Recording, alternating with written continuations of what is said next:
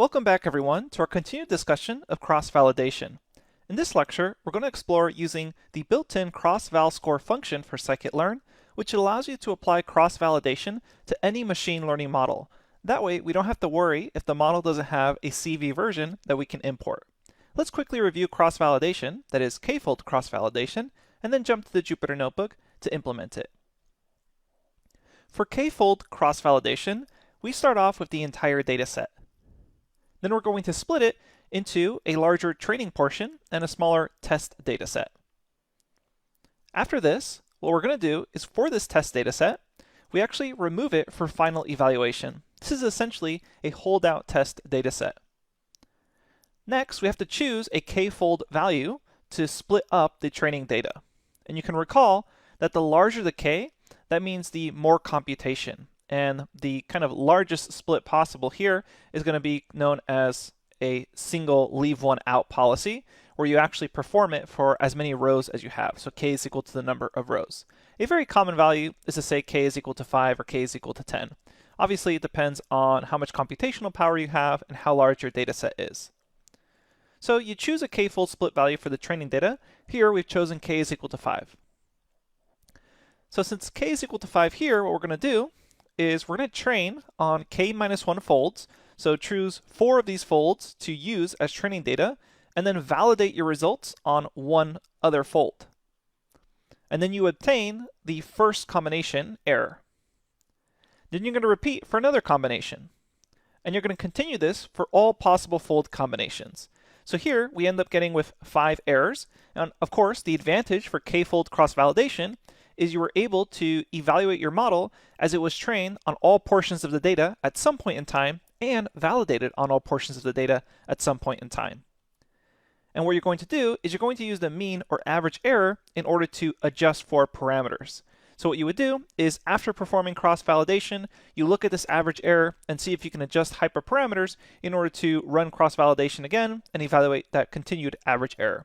Once you're fully satisfied with this average error, what you end up doing is you get final metrics from the final test set. And of course, after this, we do not adjust hyperparameters.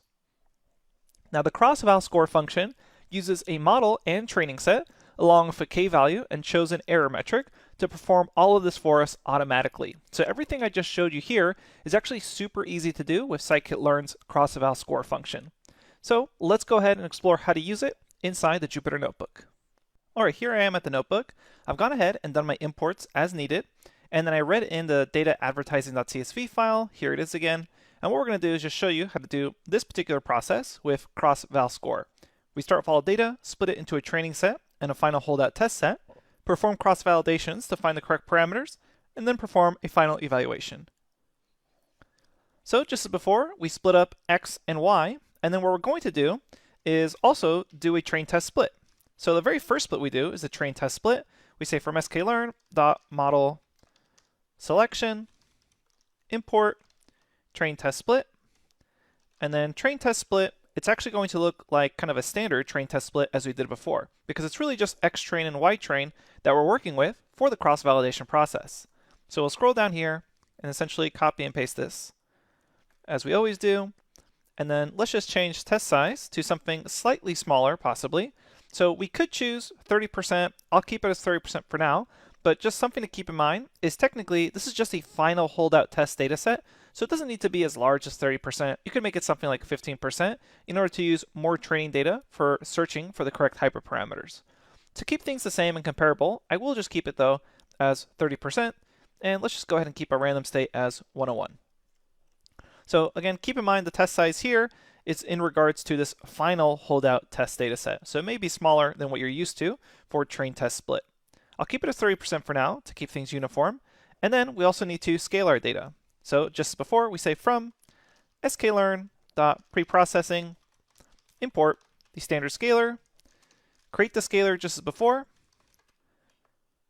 create an instance of it, and then recall we're only going to fit this to xtrain, and then it's time to transform. So we'll say xtrain is now equal to scalar.transform xtrain, and xtest is equal to scalar.transform 𝒓𝒐𝒔𝒄𝒓𝒄𝒕𝒊𝒐𝒏. Okay, so once that is done, you'll go ahead and create a model in order to cross-validate its hyperparameter choice. So let's choose that kind of bad model from before, where we choose too high of an alpha value. And this is where things start getting a little different. First, we have to import cross-val score.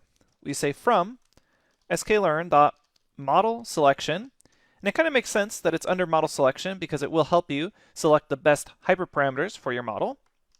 And then we say import cross-val score. And then we're going to say that the scores are equal to cross-val score. And let's check out what this actually takes in.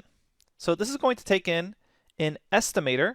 Recall, estimator is just scikit-learn's own internal wording for a machine learning model because it's estimating some output. And then it's going to take in your x, and then it's also going to take in your y. And x and y here are just going to be x-train and y-train. We're not going to pass an x-test or y-test because that's going to be used for a final holdout test. And then what we can also do is describe the CV, that is the number of folds we want to do. So that can be commonly k-fold for 10, or we can do 5 as shown in the slides. And then we can also choose a scoring metric, which is just the error that is reported back. And recall from previous discussions, there's a link in the notebook that actually can take you. Let me go ahead and comment this out. So if you go to this link right here, stable modules model evaluation, it actually gives you a list of all the possible scoring metrics. And as we previously discussed, all scoring metrics follow the form where higher is better. So instead of mean squared error, because a higher mean squared error would make it worse, they do a negative mean squared error. So recall, we've already discussed this before when we first talked about the CV scoring metrics. So let's go ahead and pass this in. So what this would look like is you just pass in your model, that's the estimator. We pass in x-train, we pass in y-train, and then you pass in what you want to score with. So what do you actually want the errors to be returned? And we'll go ahead and choose negative mean squared, oops, make sure we spell this right, squared error. Make sure to kind of review those first lectures on regularization where we talked about how I actually grab these strings for scoring, or you can check out the link in the lecture notebook. And then finally, let's choose some fold value. We'll fold this, let's say 5 times. And again, notice what's really cool about this is I can pass in any model here. I no longer need to worry about having to import ridge CV. I'll just pass in my model with kind of any data set I want, with any number of folds I want. So you run this, and it essentially runs that model, scores it 5 times so that you see your scores. Let's check that out. So now scores is equal to these values. And recall, it's negative mean squared error. So every time we take a look at these scores, it means higher is better. So that's going to mean that you can't really directly compare these to what we had before for mean squared error because this is negative mean squared error. And what we can do then is check the absolute value of scores mean. And this is now the positive mean squared error that we could start to directly compare to our previous cross-validation things like train validation split or train test split, etc. Okay. So obviously, this is not such a great score. So then what we do is I can just create another model. So let's go ahead and reduce the model now. And you'll say model alpha is equal to 1. And then let's run this again, get another batch of scores. So obviously, after you do the cross-validation and grab the average score, you can decide, all right, what do I want to adjust here? We adjust it, run it, pass the adjusted model in again. So we could have called this model 2 or something similar.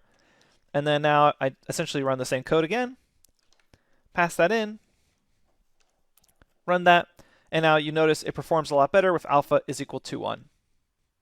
Something you'll also notice is that these mean squared error values are a little worse than what we saw earlier. And that's because, recall, we are testing it on everything. So at certain folds, you can actually see it performs quite well, but other folds, it does not perform well.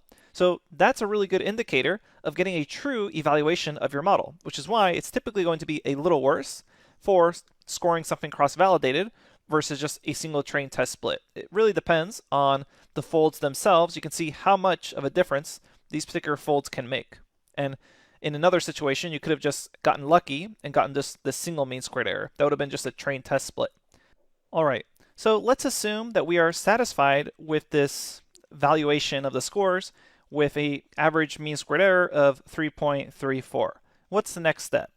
What's a little strange here is technically we do not have a fitted version of this model. The model was only fit within cross-val score in order to produce these scores back out. But what we need to do is fit the model on all the training data again in order to perform that final evaluation. So we'll say model.fit, and then we'll pass in xtrain, ytrain. And now we're ready to actually call the y final test predictions is equal to model predict off x test. Then we'll get our mean squared error that we imported earlier from a previous video. Again, it's just going to be under metrics. So from sklearn.metrics, import mean squared error.